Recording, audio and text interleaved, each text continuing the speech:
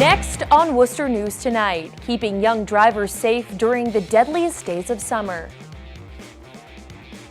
Plus, MassDOT giving the latest update on the Kelly Square Improvement Project.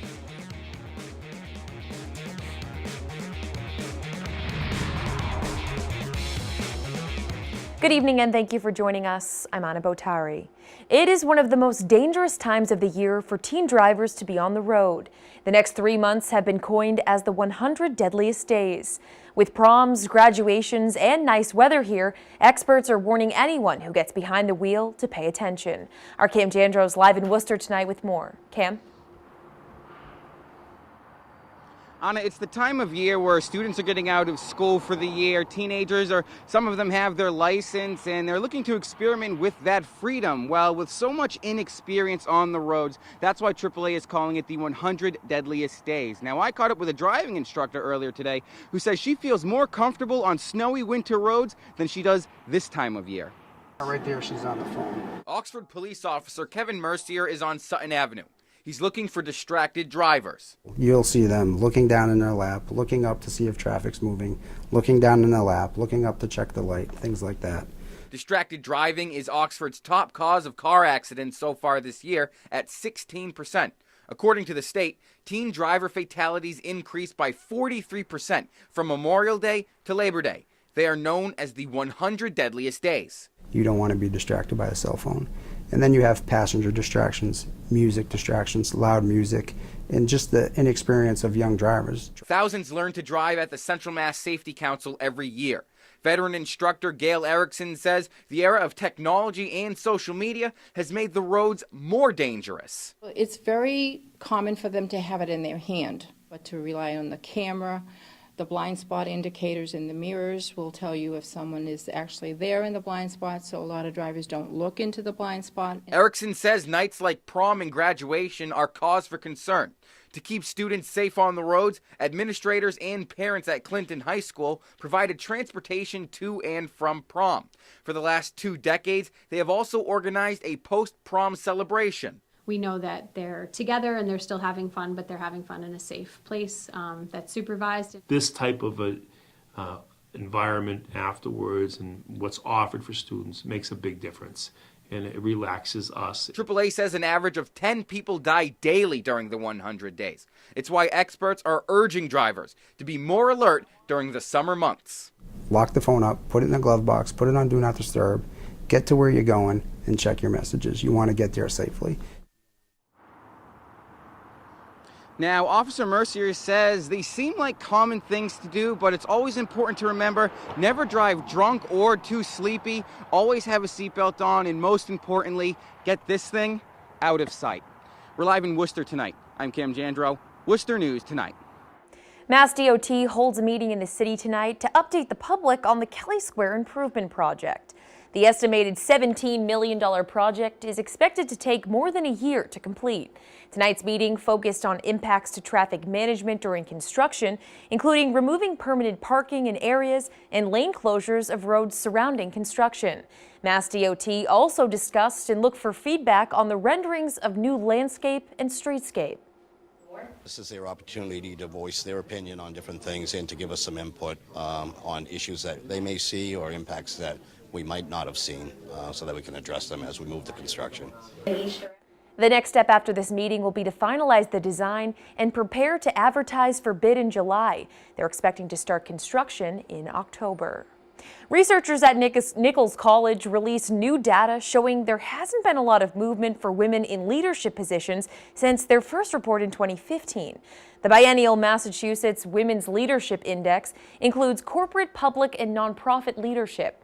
Dr. Jean Beaupre says there has been slow progress in Congress at the state level and nationally. But overall, the score they've calculated through their index has only increased 1 point since 2017.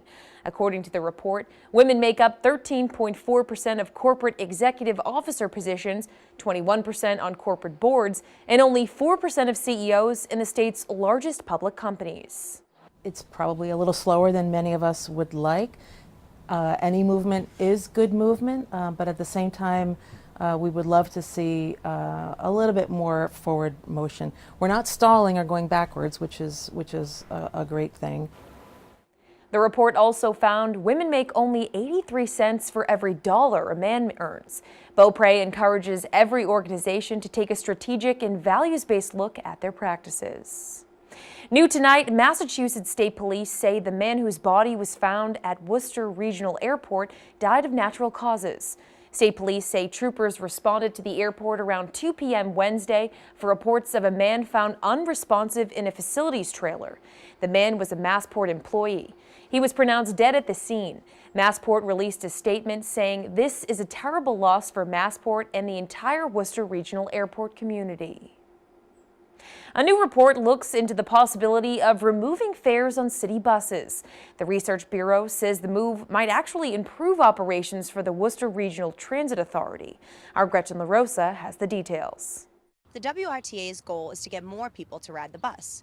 In recent years, they've had to cut services and increase fares. This new study suggests making their rides free. A Worcester Regional Research Bureau study suggests eliminating fares on the WRTA. Most of the WRTA's money comes from other sources. We get a lot in state aid and federal aid, and only 14% comes from fares. Fares account for about $3 million to the Worcester Regional Transit Authority's annual budget. But research associate Tom Quinn says data from other cities show fare-free service boosts ridership on buses. And after looking at the numbers, he says it's possible here. But when you stop collecting fares, you don't need to slow down the buses for boarding. It eliminates all sorts of inefficiencies with paying for fare boxes and maintaining fare boxes. The WRTA says they are looking at ways to operate more efficiently, including the fareless option.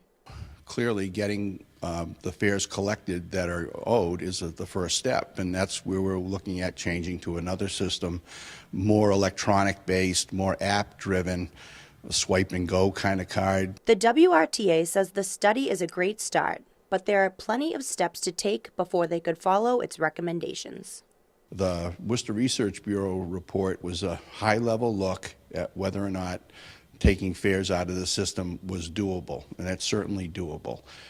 Will it have an impact on ridership? That's to be determined.